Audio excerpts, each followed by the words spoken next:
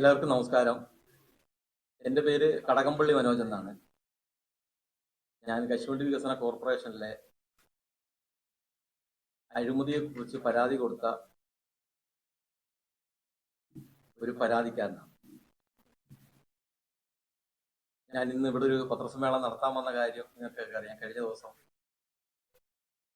എന്നെ വളരെ വ്യക്തിപരമായിട്ട് പ്രതിപാദിക്കുന്ന ഒരു പത്രസമ്മേളനം തിരുവനന്തപുരത്ത് നടന്നു. അതും നിങ്ങളെ ഒന്ന് കാണുന്നതിന് വേണ്ടി കൂടിയാണ് ഞാൻ ഇന്നിവിടെ എത്തിയിരിക്കുന്നത്. ഒരു പ്രധാനപ്പെട്ട കാര്യം, ഈ കശുവണ്ടി വികസന കോർപ്പറേഷൻ അഴിമതി കേസിലെ ഒരു പരാതിക്കാരൻ മാത്രമാണ് ഞാൻ അന്വേഷണ ഉദ്യോഗസ്ഥനല്ലായിരുന്നു. അവിടെ അന്വേഷണം നടത്തിയത് വിജിലൻസ്, വ്യവസായ വകുപ്പ്, ധനകാര്യ വകുപ്പ്, C&AG, നിയമസഭാ സമിതി, പിന്നെ ധനവ്യവസായ സെക്രട്ടറിമാര് ഹൈക്കോടതിയുടെ മേൽനോട്ടത്തിൽ നടത്തിയ എക്സ്പെർട്ട് കമ്മിറ്റി നടത്തിയ അന്വേഷണം, പിന്നെ ഏറ്റവും അവസാനം ഹൈക്കോടതി ഉത്തരവിനാൽ CBI അന്വേഷണം നടത്തി. ഇപ്പോൾ നമുക്കറിയാം, ഏറ്റവും അവസാനം കഴിഞ്ഞ 6 വർഷക്കാലമായി പിണറായി വിജയൻ സർക്കാർ നിഷേധിച്ച പ്രോസിക്യൂഷൻ അനുമതി ഇപ്പം ഹൈക്കോടതി ഉത്തരവിനാൽ പുതിയ സർക്കാർ നൽകുകയുണ്ടായി. അത് അവിടം വരെ വന്നെത്തിയിരിക്കുകയാണ്. ഇവിടെ അഴിമതി നടന്നു എന്ന് കണ്ടെത്തിയത് തിരുവനന്തപുരം CJM കോടതി, ബഹുമാനപ്പെട്ട കേരള ഹൈക്കോടതി പല പ്രാവശ്യം, സുപ്രീം കോടതി, ഈ 3 കോടതികളാണ് അഴിമതി നടന്നു, പ്രതികൾ പ്രോസിക്യൂഷൻ നേരിടണമെന്ന് പറഞ്ഞത്. ഇതില് സുപ്രീം കോടതി, ഞാൻ ഹൈക്കോടതിയിൽ മാത്രമേ പോയിട്ടുള്ളൂ. ഹൈക്കോടതിയിൽ ആദ്യം CBI കേസിന് വേണ്ടി പൊതുതാൽപര്യ ഹർജി കൊടുത്തു. പിന്നെ പ്രോസിക്യൂഷൻ സാങ്ഷൻ നിഷേധിച്ചപ്പോൾ അതിനെതിരെ ഹൈക്കോടതിയിൽ ഞാൻ റിട്ട് നൽകി. പക്ഷേ എനിക്ക് സുപ്രീം കോടതിയിൽ പോകാൻ പണം എവിടാന്നാണ് ചോദ്യം. ഞാനല്ല സുപ്രീം കോടതി പോയത്. ഇതിലെ എതിർഭാഗം അല്ലെങ്കിൽ പ്രതികളാണ് സുപ്രീം കോടതി പോയത്. അന്നേരം എന്നെ എതിർകക്ഷിയാക്കിയാൽ എനിക്ക് പോകാതിരിക്കാനിപ്പോ, പോയില്ലെങ്കിൽ കേസ് അവിടെ നോക്കുമല്ലോ. അന്നേരം എല്ലാവരും പറയും ഞാൻ അവരെ കയ്യിൽ നിന്ന് പൈസ വാങ്ങി കേസ് തോറ്റു കൊടുത്തു എന്ന് പറയും. അതുകൊണ്ട് അവരാണ് ആദ്യം പോകുന്നത്. അത് ചെന്ന് എനിക്ക് പറയാനുള്ളത് കോടതിയിൽ പറഞ്ഞപ്പോൾ കോടതി അംഗീകരിച്ചു, CBI കേട്ടു, അംഗീകരിച്ചു. CBI കൊടുത്ത തെളിവുകൾ പരിശോധിച്ച് ഹൈക്കോടതിയും സുപ്രീം കോടതിയും പറഞ്ഞ് ഇത് അഴിമതി നടന്നു, നിങ്ങൾ വിചാരണ നേരിടണം. അതാണ് സംഭവിച്ചത്. അല്ലാതെ ഞാനൊരു അന്വേഷണ സംവിധാനമായിട്ടില്ല. സംസ്ഥാനത്ത്, ഈ രാജ്യത്ത് ഒരു പൊതുമേഖലാ സ്ഥാപനത്തിലെ അഴിമതികൾ അന്വേഷിക്കാൻ പറ്റുന്ന എല്ലാ ഏജൻസികളും കശുവണ്ടി വികസന കോർപ്പറേഷനിലെ പരാതികളെ കുറിച്ച് അന്വേഷിച്ചു, അഴിമതി കണ്ടെത്തിയിരുന്നു. അത് കോടതിയിൽ പോയപ്പോൾ എല്ലാ കോടതികളും അംഗീകരിച്ചു. ഇവര് ലക്ഷക്കണക്കിന് രൂപ ചെലവാക്കി വക്കീലന്മാരെ ഒരുപാട് പേരെ ഇറക്കിയിട്ട് പോലും ഹൈക്കോടതിയിൽ സുപ്രീം കോടതിയിൽ നിന്ന് അഡ്വക്കേറ്റിനെ കൊണ്ടുവന്നത്, ഒരുപാട് അഡ്വക്കേറ്റ്മാരെ കൊണ്ടുവന്നിട്ട് പോലും അവർക്ക് ജയിക്കാൻ പറ്റാഞ്ഞത് ഈ തെളിവുകളുടെ അടിസ്ഥാനത്തിലാണ്. അത്രയും സ്ട്രോങ് ആയിട്ട് എവിഡൻസുകൾ ഉണ്ടായതുകൊണ്ടാണ് അവർ തോറ്റുപോയത്. കാര്യം അഴിമതി നടന്നു എന്നുള്ള എല്ലാ ഏജൻസിയും, ഇപ്പോൾ ഏതെങ്കിലും ഒരു ഏജൻസിക്ക് തെറ്റുപറ്റും. പക്ഷെ 7 ഏജൻസികൾ 13 റിപ്പോർട്ടുകളാണ് കൊടുത്തത്. ഇത് ചെറിയ കാര്യമല്ല. സംസ്ഥാന ചരിത്രത്തിലെ പൊതുമേഖലാ സ്ഥാപനങ്ങളുടെ ചരിത്രത്തിൽ തന്നെ അപൂർവമായ ഒരു സംഭവമാണ്. 11 വർഷക്കാലമായാണ് ഒരാള് അതിന്റെ മാനേജിംഗ് ഡയറക്ടർ ആയിട്ടിരുന്നത്. അത് കമ്പനീസ് ആക്ട് പ്രകാരം തന്നെ തെറ്റാണ്. രണ്ടാമത്, അദ്ദേഹത്തിന്റെ ഏറ്റവും അടുത്ത ബന്ധുവിനെ, അളിയനെ, അതിന്റെ ചെയർമാൻ ആക്കുകയും കൂടെ ചെയ്തു. ഞാൻ അന്നേ ഉന്നയിച്ച ഒരു ആരോപണമാണ്, ശ്രീ ചന്ദ്രശേഖരനെ ചെയർമാൻ ആക്കാൻ മുൻകൈയെടുത്തത് ശ്രീ രതീഷാണെന്ന്. അദ്ദേഹം ഇന്നലെ പത്രസമ്മേളനത്തിൽ അത് ഓൺ ചെയ്യുകയും ചെയ്തു. അദ്ദേഹം മുൻകൈയെടുത്താണ് ചന്ദ്രശേഖരനെ ചെയർമാൻ ആക്കിയതെന്ന്. ഇത് ജോലി കൊടുക്കാനൊന്നും അല്ലായിരുന്നു. അതിൽ വേറൊരു പിൻബലമുണ്ട്, കൊല്ലത്തുള്ള മാധ്യമപ്രവർത്തകർക്ക് അറിയാതെ.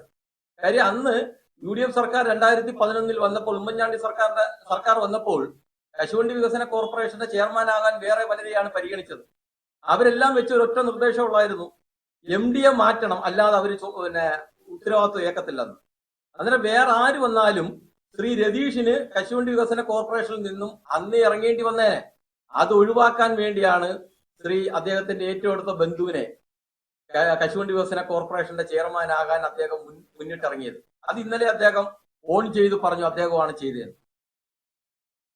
അവര് രണ്ടുപേരും കൂടാണ് പിന്നെ അഴിമതി നടത്തിയത്. രതീഷിന്റെ കാലഘട്ടം 10 വർഷമാണ് അദ്ദേഹം മാനേജിംഗ് ഡയറക്ടറായിട്ടിരുന്നത്. 993 കോടി രൂപ നഷ്ടമാണ് ആ സ്ഥാപനത്തിന് സംഭവിച്ചത്. 10,000 തൊഴിലാളികൾ ജോലി ചെയ്യുന്ന ഒരു സ്ഥാപനത്തിലാണ് 993 ഒരു തൊഴിലാളികളുടെ തലയെണ്ണമാണ് ഇവരെല്ലാവരും പറയുന്നത്. ഇന്നലെയും പറഞ്ഞത് അതാണ്. പാവപ്പെട്ട തൊഴിലാളികൾക്ക് വേണ്ടിയാണ് അവർ ഇത്രയും ത്യാഗം അനുഭവിച്ചതെന്നാണ്. പക്ഷേ 10,000 തൊഴിലാളികൾക്ക് 10 ലക്ഷം, ഒരു തൊഴിലാളിക്ക് 10 ലക്ഷം രൂപ വെച്ച് കൊടുക്കായിരുന്നു ഈ പൈസ. അവര് സുഖമായിട്ട് ജീവിച്ചേനെ അവരവരുടെ തലമുറയിൽ. അന്നത്തെ കാലത്ത് ആ പണമാണ് ഇവർ കൊള്ളയടിച്ചുകൊണ്ട് പോയത്. അന്ന് രതീഷിന്റെ കാലഘട്ടത്തിൽ 455 കോടി രൂപയാണ് സർക്കാർ സഹായം നൽകിയത്. ഞാൻ ഇതിനകത്ത് നോട്ട് ചെയ്ത് തന്നിട്ടുണ്ട്. അതിനകത്ത് 36 വർഷത്തെ നഷ്ടം 455 കോടിയും രതീഷിന്റെ 10 വർഷത്തെ കാലത്തെ മാത്രം നഷ്ടം 993 കോടിയുമാണ്. ഈ 36 വർഷം സാമ്പത്തിക സഹായം സർക്കാർ നൽകിയത് വെറും 257 കോടിയാ. അതിന്റെ ഇരട്ടിയോളം രൂപ കൊടുത്തിട്ടും കശുവണ്ടി വികസന കോർപ്പറേഷനിൽ അഴിമതിയും നഷ്ടവും മാത്രമേ ഉണ്ടായുള്ളൂ. ഇതിന്റെ ഒരു പ്രധാന കാരണം രതീഷ് മാനേജിംഗ് ഡയറക്ടറായി വന്നതിന് ശേഷം കോട്ടയത്തുള്ള JMJ ട്രേഡേഴ്സ് എന്നും പറഞ്ഞ ഒരു സ്വകാര്യ കമ്പനി അവിടെ തോട്ടണ്ടി കരാറുകാരനായി രംഗപ്രവേശനം ചെയ്തു. നമ്മള് എല്ലാ റിപ്പോർട്ടും പരിശോധിച്ചാൽ അറിയാം, ഒരൊറ്റ കമ്പനിയിൽ നിന്നാണ്, ഈ പറയുന്ന JMJ കമ്പനിയിൽ നിന്നാണ് തോട്ടണ്ടി വാങ്ങിയത്. 90% തോട്ടണ്ടിയും വാങ്ങിയത് ഈ കമ്പനിയിൽ നിന്നാണ്. രതീഷിന്റെ കാലയളവിൽ 1000 കോടിക്ക് മുകളിൽ രൂപയുടെ തോട്ടണ്ടി ഈ ഒരു കമ്പനിയിൽ നിന്ന് വാങ്ങി. അതിനു മുമ്പ് 2008 മുതൽ 2014 വരെ എല്ലാ ഏജൻസികളും പറഞ്ഞു ഈ കമ്പനിയുമായിട്ടുള്ള ബന്ധം അവസാനിപ്പിക്കണമെന്ന് പറഞ്ഞു. അത് അവസാനിപ്പിക്കാതെ ആ കമ്പനിയുടെ കയ്യിൽ നിന്നാണ് മൊണോപ്പൊളിയായിട്ട് തോട്ടണ്ടി. കാര്യം JMJ ടെൻഡറിൽ പങ്കെടുത്തില്ലെങ്കിലും JMJയുടെ തോട്ടണ്ടി മേടിക്കും. JMJ ടെൻഡറിൽ പങ്കെടുത്ത് ഹയസ്റ്റ് വോട്ട് ചെയ്താലും JMJയുടെ തോട്ടണ്ടി മേടിക്കും. JMJ ഏറ്റവും കുറഞ്ഞ, എങ്ങനെ JMJ പങ്കെടുത്താലും ഇല്ലേലും JMJയുടെ തോട്ടണ്ടിയെ മേടിക്കത്തുള്ളൂ. അതായിരുന്നു അവിടുത്തെ അഴിമതിയില്ല ഒരു കാരണം. കാര്യം ക്വാളിറ്റി കുറഞ്ഞ തോട്ടണ്ടിയായിരുന്നു JMJ കൊടുക്കുന്നത്. അതിനുള്ള ശേഷി അദ്ദേഹത്തിനുള്ളായിരുന്നു. അത് പലവിധ റിപ്പോർട്ടുകൾ നമ്മൾ വായിക്കുമ്പോൾ മനസ്സിലാകും. പിന്നെ തൊഴിലാളികളുടെ കാര്യം, തൊഴിലാളികൾ 95% സ്ത്രീകളാണ്. ആ തൊഴിലാളികളൊന്നും എന്നെ എതിർത്തില്ലെന്നാണ് പറയുന്നത്. 95% സ്ത്രീകളാ. നമ്മൾ കശുവണ്ടി തൊഴിലാളികളെ എടുത്തു കഴിഞ്ഞാൽ 60% മുകളിൽ പട്ടികജാതിക്കാരാണ്. ഈ സ്ത്രീകളിൽ 60% മുകളിൽ പട്ടികജാതിക്കാരാണ്. അതിൽ അവരാരും എതിർത്തില്ലെന്നാ പറയുന്നത്.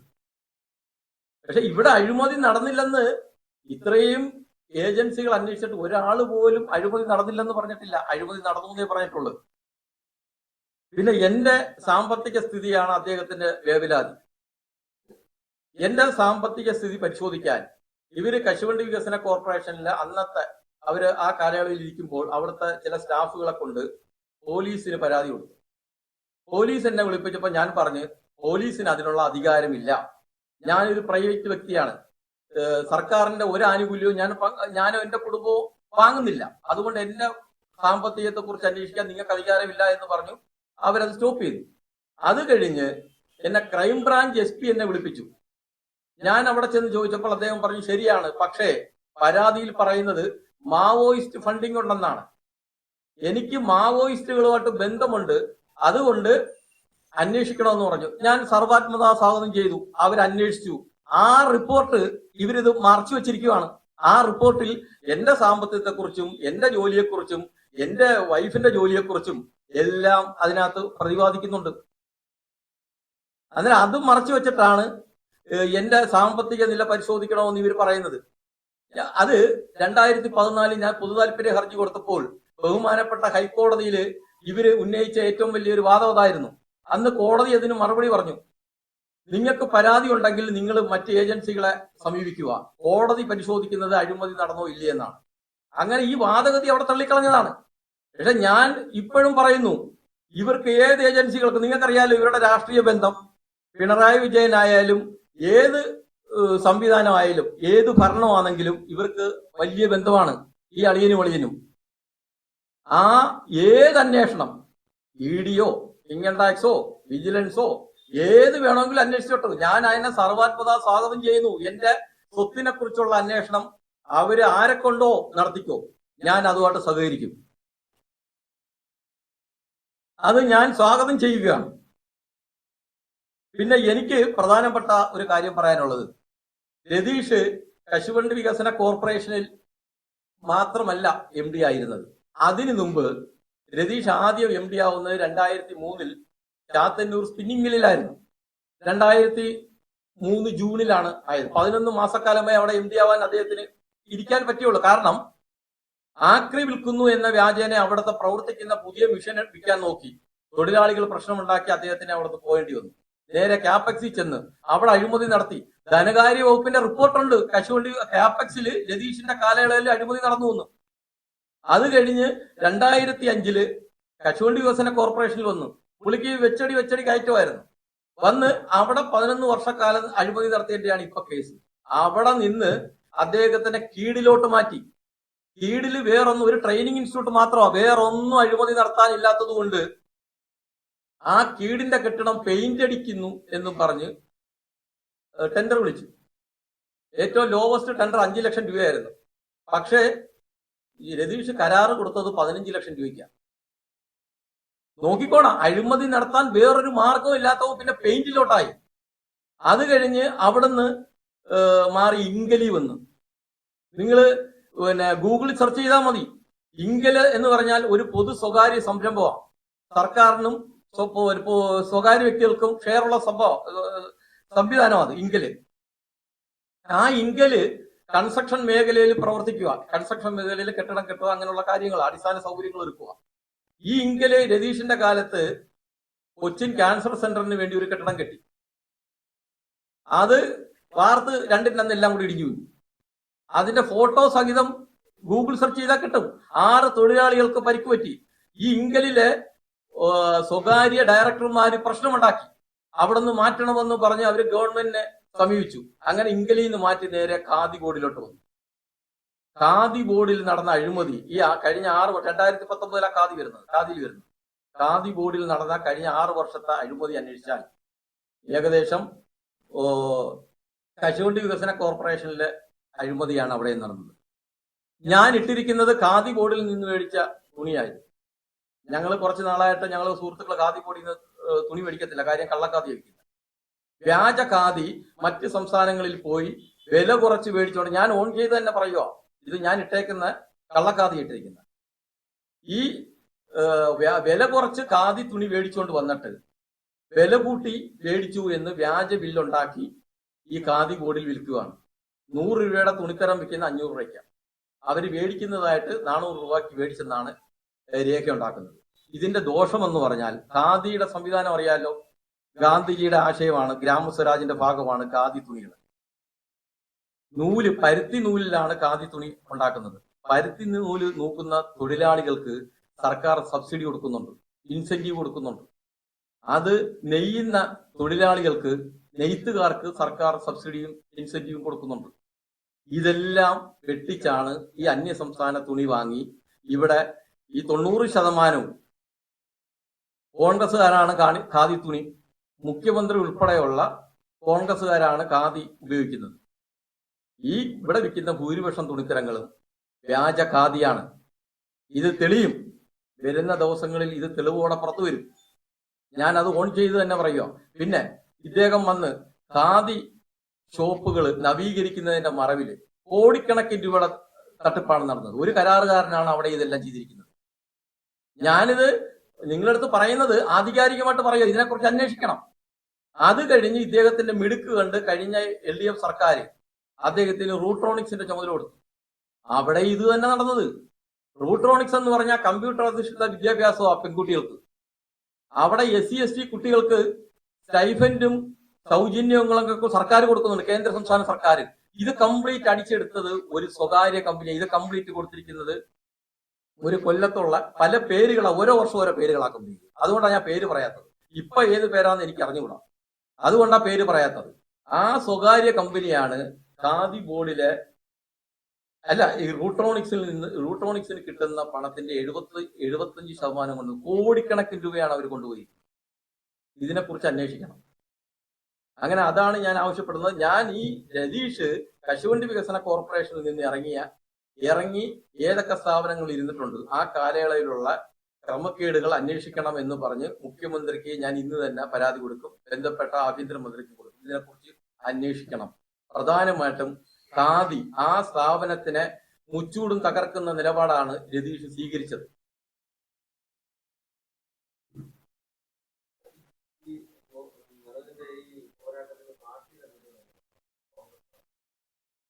ഈ കേരളത്തിലെ രാഷ്ട്രീയ പ്രസ്ഥാനങ്ങളെ എടുത്തു കഴിഞ്ഞാൽ എന്നെ ഏറ്റവും കൂടുതൽ സഹായിച്ചിട്ടുള്ളത് കോൺഗ്രസ് പാർട്ടിയിലെ സഹായിച്ചെന്ന് പറഞ്ഞാൽ സാമ്പത്തിക സഹായമില്ല. ഇപ്പൊ VM സുധീരൻ KPC പ്രസിഡന്റായിട്ടിരുന്നപ്പോൾ എന്നെ സഹായിച്ചത് ഈ 2015 ഹൈക്കോടതി CBI അന്വേഷണത്തിന് വിട്ട ഈ കേസിന്റെ അപ്പീൽ കൊടുക്കുവാൻ ഇവർ ഗവൺമെന്റ് ഔദ്യോഗികമായിട്ട് അപ്പീൽ കൊടുക്കാൻ വേണ്ടി സുപ്രീം കോടതി പോയപ്പോൾ VM സുധീരൻ സാർ അതിനകത്ത് ഇടപെട്ട് അപ്പീൽ കൊടുക്കാൻ പറ്റത്തില്ല എന്ന് നിലപാടെടുത്തു. അന്ന് KPCCയുടെ 2-3 ഭാരവാഹികൾ അന്ന് മുഖ്യമന്ത്രിക്കും വ്യവസായ മന്ത്രിക്കും ബന്ധപ്പെട്ട മന്ത്രിമാർക്കെല്ലാം പരാതി കൊടുത്ത് അപ്പീൽ കൊടുക്കാൻ പാടില്ല, ഇത് അന്വേഷണം നേരിടണം. അതുകൊണ്ടാണ് അവർക്ക് അപ്പീൽ കൊടുക്കാൻ പറ്റാഞ്ഞത്. അല്ലാതെ ഇവർ ഡൽഹിയിൽ പോയി അഡ്വക്കേറ്റിനെ കണ്ടതാണ്. അതാണ് അവിടെ അവസാനിച്ചത്. അതിനുശേഷം വന്ന മുല്ലപ്പള്ളി രാമചന്ദ്രൻ, അന്തരിച്ചുപോയ PT തോമസ്, ഇവരെല്ലാം എനിക്ക് മാനസികമായിട്ട് ബലം നൽകിയവരാണ്. അല്ലാതെ എന്നെ കോൺഗ്രസിൽ നിന്ന് പുറത്താക്കാൻ ശ്രമിക്കുമ്പോഴെല്ലാം ഈ കഴിഞ്ഞ 2 ആഴ്ചകൾക്ക് മുമ്പ് INTUCയുടെ കൊല്ലം ജില്ലാ കമ്മിറ്റി ഒരു പ്രമേയം പാസാക്കി എന്നെ പാർട്ടിയിൽ നിന്ന് പുറത്താക്കണം. അതിനെതിരെ ഇടപെട്ടത് ACC ജനറൽ സെക്രട്ടറി KC വേണുഗോപാലാണ്. ഞാൻ പറഞ്ഞല്ല, അല്ലാതെ അദ്ദേഹം അതിനകത്ത് ഇടപെട്ടായിരുന്നു. അങ്ങനെ കോൺഗ്രസിലുള്ള നേതാക്കന്മാർ മാത്രമേ ഈ അഴിമതിയെ അന്നും ഇന്നും എതിർത്തിട്ടുള്ളൂ. പിന്നെ കൊടിക്കുന്നിൽ സുരേഷ് കൊല്ലത്ത് പത്രസമ്മേളനം നടത്തി ഈ അഴിമതി പുറത്തു കൊണ്ടുവന്നിട്ടുണ്ട്. NK പ്രേമേന്ദ്ര MP പരസ്യമായിട്ട് പല വേദികളിൽ ഈ അഴിമതിക്കെതിരെ സംസാരിച്ചിട്ടുണ്ട്. അങ്ങനെ കോൺഗ്രസിലുള്ള നേതാക്കന്മാരാണ് എല്ലാ കാലവും ഈ അഴിമതിക്കെതിരെ നിലപാടെടുത്ത് എന്നെ സഹായിച്ചിട്ടുള്ളത്.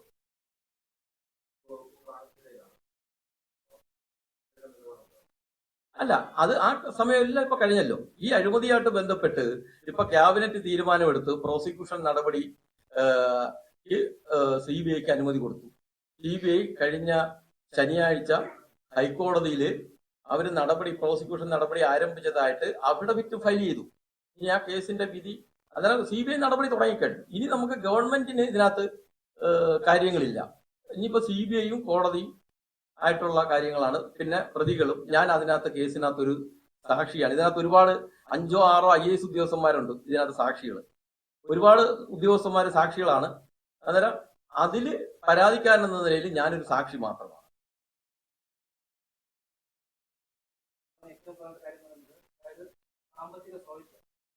പോലീസ് റിപ്പോർട്ടിൽ പോലുണ്ട് വരുമാനം ഇല്ലായ്മ. ഇത് എങ്ങനെയാണ് സുപ്രീം കോടതിയിൽ പോയി കേസിനെ ബാധിക്കാൻ സാമ്പത്തിക?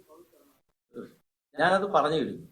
ഇത് നമ്മളെ കേരള പോലീസിന് നമ്മളെ പ്രൈവറ്റ് വ്യക്തികളുടെ സാമ്പത്തികത്തെ കുറിച്ച് അന്വേഷിക്കാനുള്ള ജൂറിസ്ഡിക്ഷൻ ഇല്ല.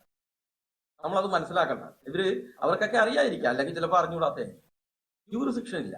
കൊല്ലം ACPക്ക് ഇവര് കാർഷിക കോർപ്പറേഷനിലെ ഒരു ജീവനക്കാരൻ കൊണ്ട് പരാതി കൊടുത്തു. ACP എന്റെ അടുത്ത് പറഞ്ഞു. ഞാൻ അദ്ദേഹത്തിന്റെ അടുത്ത് പറഞ്ഞ ഇതാ, എന്നെ ബുദ്ധിമുട്ടിച്ചാൽ ഞാൻ കോടതി പോകുന്നു. അന്നേരം അദ്ദേഹം എന്റെ അടുത്ത് പറഞ്ഞു, മനോജ്, ഇത് മുകളിൽ നിന്ന് ഭയങ്കര പ്രഷറുണ്ട്, അതുകൊണ്ട് ഞങ്ങളുമായിട്ട് സഹകരിക്കണം. ഇതിനകത്ത് ഞങ്ങൾക്ക് ജൂറിസ്ഡിക്ഷൻ ഇല്ല. പക്ഷെ മേളിൽ നിന്ന് വിളിച്ചു പറയുമ്പോൾ നമുക്കറിയാലോ ഒരു DYSPയുടെ ഒക്കെ ഒരു കപ്പാസിറ്റി എന്തുവാന്ന് മേളിൽ നിന്ന് വിളിച്ചു പറയുമ്പോൾ അങ്ങനാണ് അവിടെ ഉണ്ടായത്. പക്ഷെ എന്റെ സമ്പത്തിനെ കുറിച്ച് അന്വേഷിച്ചത് ക്രൈംബ്രാഞ്ച് കുറ്റാന്വേഷണ വിഭാഗമാണ്. കൊല്ലം SP, അന്നത്തെ കൊല്ലം ക്രൈംബ്രാഞ്ച് SP നേരിട്ട് അന്വേഷിച്ചതാണ്. അന്വേഷിച്ച് ഗവൺമെന്റിന് റിപ്പോർട്ട് കൊടുത്തിട്ടുണ്ട്. എന്റെ സാമ്പത്തിക സ്ഥിതിയെക്കുറിച്ച്, എന്റെ കുടുംബത്തിന്റെ സാമ്പത്തിക സ്ഥിതിയെക്കുറിച്ച് എല്ലാം റിപ്പോർട്ട് കൊടുത്തിട്ടുണ്ട്. അത് ഇവര് പുറത്തു പറയത്തില്ല. അല്ല, അത് പോലീസിന്റെ റിപ്പോർട്ടാണ്. അദ്ദേഹം പോലീസിന് അധികാരമില്ലെന്ന്. നിങ്ങള് ഈ ക്രൈംബ്രാഞ്ചുമായിട്ട് നിങ്ങൾക്ക് നല്ല ബന്ധമാണല്ലോ. ക്രൈംബ്രാഞ്ചിന്റെ ഏതെങ്കിലും അല്ലെങ്കിൽ കൊല്ലത്തെ ഓഫീസിൽ തന്നെ ബന്ധപ്പെട്ട് കഴിഞ്ഞാൽ ആ റിപ്പോർട്ട് നിങ്ങൾക്ക് കിട്ടും. എന്റെ വൈഫിന്റെ ജോലിയും ഞാൻ എന്തുവാണ് ജോലി ചെയ്യുന്നതെന്നും എനിക്ക് എന്തോ വരുമാനം എന്നുള്ളത്. ഇതിനകത്ത് വേറൊരു കാര്യം പറയാം. നമ്മുടെ രാജ്യത്തെ നിയമം അനുസരിച്ച് ഈ ഒരു പൊതു താല്പര്യ ഹർജി അഴിമതി കണ്ട് ഒരു പൊതു താല്പര്യ ഹർജി കൊടുക്കുന്നു, അദ്ദേഹത്തിന്റെ സ്വത്ത് ഡിക്ലെയർ ചെയ്യേണ്ട ഈ രാജ്യത്ത് നിയമം അനുസരിച്ച് എവിടെങ്കിലും പറയട്ടുണ്ടോ? ഇതിന്റെ നമ്മളെ നാട്ടുഭാഷ പറയും, നടന്നു പെടുത്തതല്ല കുറ്റം, കണ്ടുകൊണ്ട് നിന്നതാ, അല്ല കണ്ടുകൊണ്ട് ചോദിച്ചതാ കുറ്റം എന്നുള്ളതാണ് ഇപ്പൊ കുഴപ്പം. ഞങ്ങൾ അവര് അഴിമതി നടത്തിയത് ഞാനല്ല പറഞ്ഞത്. രാജ്യത്തെ 7 ഏജൻസികൾ പറഞ്ഞു. ഏറ്റവും പ്രൈം ഏജൻസിയായ CBI പറഞ്ഞു. CJM കോടതി മുതൽ പരമോന്നത നീതിപീഠമായ സുപ്രീം കോടതി പറഞ്ഞു അഴിമതി നടന്നെന്ന്. എന്നിട്ടും അവര് പറയുന്നത് എന്റെ സ്വത്തിനെ കുറിച്ച് അന്വേഷിച്ചോ? എനിക്കൊരു പ്രശ്നമേ അല്ല.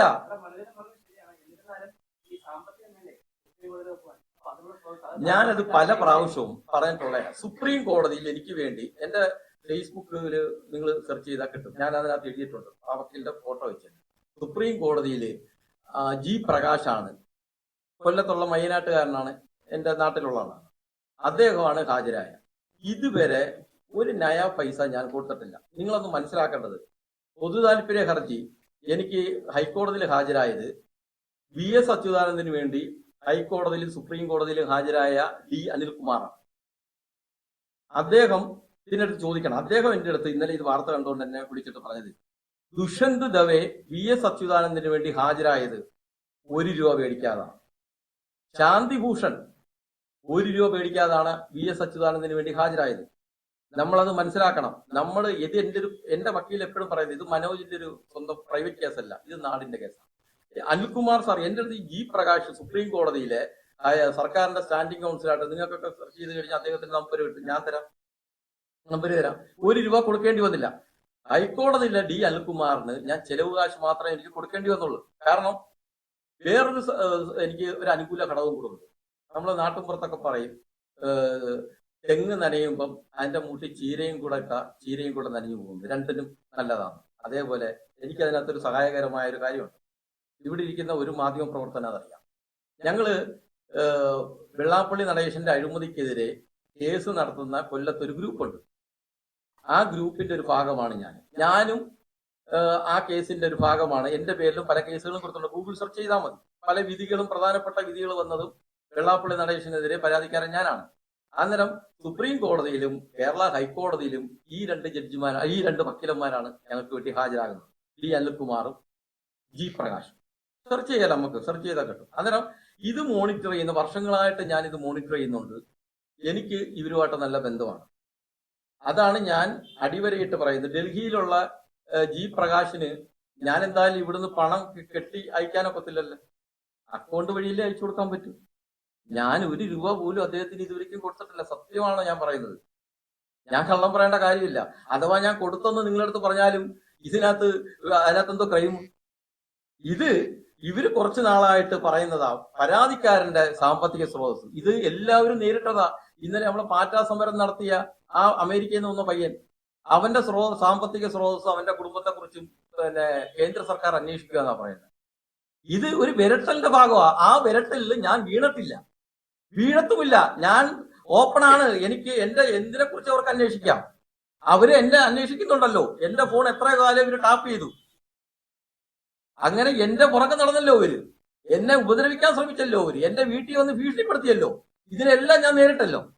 അതുകൊണ്ട് ഇതൊന്നും പറഞ്ഞ് ഇവിടെ പൊതുപണമാണ് കൊള്ളയടിച്ചിരിക്കുന്നത്. ഈ നാടിന്റെ പണമാണ് 10,000 കോടി രൂപ കൊള്ളയടിക്കപ്പെട്ടത്. അതിനെ വെളിച്ചത്ത് കൊണ്ടുവരുന്നതിന് വേണ്ടി കുറച്ച് ത്യാഗവും ഒക്കെ ചിലപ്പോൾ സഹിക്കേണ്ടി വരും. അത് നേരിടാൻ ഞാൻ തയ്യാറായിട്ട് തന്നെ ഇറങ്ങിയിരിക്കുന്നത്. ഈ പറച്ചിൽ കൊണ്ടൊന്നും ഇവരിപ്പോഴല്ല. ഇന്നലെ പറഞ്ഞത് INTUCയിലെ എതിർ വിജ്ഞാനല്ലേ പറഞ്ഞത്. ഇതിന് മുമ്പ് പറഞ്ഞ നിങ്ങൾ വീഡിയോ, രതീഷിന്റെ ചന്ദ്രശേഖരന്റെ വീഡിയോ എടുത്ത് നോക്കിയാൽ അറിയാം. കൊല്ലത്തെ കശുവണ്ടി മുതലാളിമാരാണ് സഹായിച്ചത്.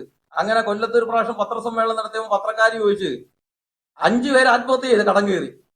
ആ വിഷം മേടിക്കാൻ പൈസ ഇല്ലാത്ത കശുവണ്ടി മുതലാളിമാരാണോ സഹായിച്ചതെന്ന് ചോദിച്ചു. അന്ന് തൊട്ട് പറയുന്നത് കശുവണ്ടി മുതലാളിമാരല്ല. പിന്നെ പറഞ്ഞു ഇത് ഇന്റർനാഷണൽ ട്രേഡേഴ്സ് ആണ്, സിംഗപ്പൂരും ദുബൈയിലും ഒക്കെ ഉള്ള ഇന്റർനാഷണൽ ട്രേഡേഴ്സ് ആണ് എന്നെ സഹായിക്കുന്നതെന്ന്. അതും കഴിഞ്ഞ് ഇപ്പൊ വന്നിട്ട് പറയുന്ന INTUCയിലെ വിമതി വിഭാഗമാണ് സഹായിക്കുന്നത്. INTUCയിൽ വിമതി വിഭാഗം ഉണ്ടായത് ഇപ്പൊ ഇവിടെ ഇരുന്നവരൊക്കെ തന്നെ ഇല്ലേ. കഴിഞ്ഞ 1 വർഷത്തിന് മുമ്പ് ഇവരൊക്കെ ചന്ദ്രശേഖരന്റെ പുറകെ കടന്നയാ. 1 വർഷം മുമ്പ് വരെ ചന്ദ്രശേഖരന്റെ പുറകെ കടന്നവരായിരുന്നു ഇപ്പൊ ഇവിടുന്നവരെല്ലാം. അന്നേരം എനിക്ക് പറയാനുള്ളത് ഇത്രയേ ഉള്ളൂ. ഏത് അന്വേഷണവും അവർക്ക് നല്ല ബന്ധമാണല്ലോ. അതുകൊണ്ടാണല്ലോ പുറത്താക്കാതെ രാജിവെപ്പിച്ചത്. അതുകൊണ്ട് ഏത് അന്വേഷണവും നടക്കുന്നത്. ഞാൻ അതിനെ സാർക്ക് എന്റെ സ്വത്തിനെ കുറിച്ച് അന്വേഷിക്കണമെന്നാണ് എനിക്ക് പറയാനുള്ളത്. അതിനപ്പുറത്ത് കടന്നില്ലല്ലോ. അതിന്റെ പ്രശ്നമുണ്ട്. അത് അവരൊക്കെ തീരുമാനിക്കേണ്ട കാര്യം. ഞാൻ അതിനകത്ത് ഇടപെടാനൊന്നും പോയിട്ടില്ല. പിന്നെ അവർ വിളിക്കുമ്പോൾ സംസാരിക്കാറുണ്ട്. കാര്യം നമുക്കും ഈ വാക്കുകൊണ്ടെങ്കിലും ഒരു സമൂഹം പിന്തുണയ്ക്കുന്നെങ്കിൽ നമ്മൾ സ്വീകരിക്കുമല്ലോ. ഞാനൊരു ഒറ്റപ്പെട്ട അന്ന് മുതലേ ഇപ്പം രാജുവണ്ണ അറിയാലോ, എത്രയോ വർഷമായിട്ട് ഞാൻ ഇറങ്ങിയ കൊല്ലത്ത് എത്രയോ വർഷം, 2008 മുതൽ തുടങ്ങിയ ഫൈറ്റാണ്. ഇപ്പൊ 18 വർഷമായി. എന്റെ മകളുടെ പ്രായമാണ്. എന്റെ മകൾക്ക് 18 വയസ്സാണ്. 2008 ഏപ്രില് ഞാൻ തുടങ്ങിയ ഫൈറ്റാണ്. ആ ഇവിടെ ഇരിക്കുന്ന ചില ആൾക്കാർക്ക് അത് അറിയാം. അന്നേരം കൊല്ലത്ത് ജോലി ചെയ്ത മാധ്യമ പ്രവർത്തകർക്കെല്ലാം ഇതിനെക്കുറിച്ച് അറിയാം. അന്നേരം അതുകൊണ്ടാണ് കൊല്ലത്ത് നടത്താതെ തിരുവനന്തപുരത്ത് നടത്തിയത്. അതുകൊണ്ട് എവിടെ നടത്തിയാലും ഞാൻ എന്റെ കൈ ക്രിസ്റ്റൽ ക്ലിയർ ആണ്. ഞാൻ എന്തിനും തയ്യാറാണ്. അവർ ഏത് അന്വേഷണവും നടത്തട്ടെ. ഇവരെ കുറിച്ച് അന്വേഷിക്കണമെന്നുണ്ടെങ്കിൽ CBIയും പോലെ ഇന്റർപോൾ വേണ്ടി വരും. കാര്യം പണം കടത്തിയിരിക്കുന്നത് പുറത്തോട്ടാ. ഈ 6 മാസത്തിന് മുമ്പ് രതീഷ് കരുനാഗപ്പള്ള ഷോപ്പിംഗ് കോംപ്ലക്സ് വിറ്റത് 30 കോടി രൂപയ്ക്കാ. ഈ പണം എങ്ങോട്ടാ കടത്തിയെന്ന് അന്വേഷിക്കട്ടെ. ഞാൻ പറയാത്ത എന്താണെന്നറിയാം. ഇത് പറയുമ്പോൾ നിങ്ങൾ പറയും അയാൾ പറഞ്ഞതിന്റെ കൗണ്ടർ പറഞ്ഞതാണ്. രതീഷിന്റെ സ്വത്തിനെ കുറിച്ച് അന്വേഷിക്കണ്ടേ? ചന്ദ്രശേഖരന്റെ സ്വത്തിനെ കുറിച്ച് അന്വേഷിക്കണ്ടേ? രതീഷ് ഇന്നലെ പറഞ്ഞത് ഇതുവരെയ്ക്കും ഒന്നും അവർ ടേക്ക് ഓവർ ചെയ്തിട്ടില്ലെന്നാ. വിജിലൻസിന്റെ റിപ്പോർട്ടുണ്ട് രതീഷിന്റെ സ്വത്തിനെ കുറിച്ച്. ആ വിജിലൻസിന്റെ ഇവര് പറഞ്ഞ ഉദ്യോഗസ്ഥനെ കൊണ്ട് അത് അന്വേഷിച്ച് റൈറ്റ് ഓഫ് ചെയ്തു. ഈ പീരീഡിൽ ഇവര് ഒരു എയ്ഡഡ് സ്കൂൾ വരെ മേടിച്ചു, ഈ അളിയനും വെളിയിലും കൂടെ. അതൊന്നും ഞാൻ പറയുന്നില്ല. അതൊക്കെ അന്വേഷിക്കേണ്ട ഏജൻസികൾ അന്വേഷിക്കട്ടെ, അല്ലെങ്കിൽ അന്വേഷിക്കുക എന്തോ ചെയ്തിട്ട്. പക്ഷെ ഇവിടെ അഴിമതി നടന്നു എന്നുള്ളത് 7 ഏജൻസികള് 13 റിപ്പോർട്ട് CJM കോടതി മുതൽ സുപ്രീം കോടതി വരെ അത് ഫൈൻഡ് നടത്തിയതാണ്. ശരിയാണെന്ന് കണ്ടെത്തി ഇവർ വിചാരണ നേരിടണമെന്ന് പറഞ്ഞതാണ്. പിന്നെ ഇതിനപ്പുറം വേറെന്തുവാണ് ഈ രാജ്യത്ത്? ഈ സുപ്രീം കോടതിക്ക് പുറത്ത് വേറൊന്നുമില്ല, CBIക്ക് പുറത്ത് വേറൊന്നുമില്ല. അന്നേരം എന്റെ 2008 മുതലുള്ള ആരോപണങ്ങൾ ഈ രാജ്യം ശരിവച്ചിരിക്കുകയാണ്. രാജ്യത്തെ നിയമ സംവിധാനങ്ങൾ ശരിവച്ചിരിക്കുകയാണ്. അന്നേരം അത് പറയാൻ കൂടിയാണ് ഞാൻ വന്നത്.